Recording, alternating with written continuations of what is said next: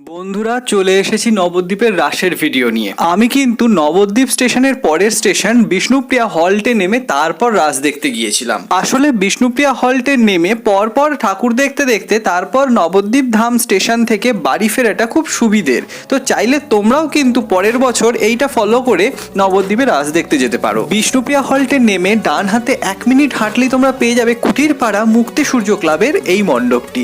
এবারে ওরা রাজস্থানের উপরে বেশ সুন্দরভাবে মণ্ডপ সজ্জা করেছিল। বলে রাখি একটা জিনিস, রাস মানে আমরাও জানি রাধা কৃষ্ণের রাস, নবদ্বীপে কিন্তু আসলে এটা শাক্ত রাস। এখানেও কিন্তু বেশ চারদিকটা আলো দিয়ে সাজায়। আমি সকালবেলা গিয়েছিলাম বলে লাইটিং সেভাবে দেখতে পাইনি, তবে সুন্দর সুন্দর প্রতিমার মণ্ডপ কিন্তু দেখেছি। বিষ্ণুপ্রিয়া হল্টের ঠিক বিপরীতে একটি ডান হাতে গলি ঢুকছে, যেটা দিয়ে গেলে তোমরা পেয়ে যাবে দোলগোবিন্দপুর বারোয়ারি। এনারা করেছিলেন মহিষাসুর মর্দিনী।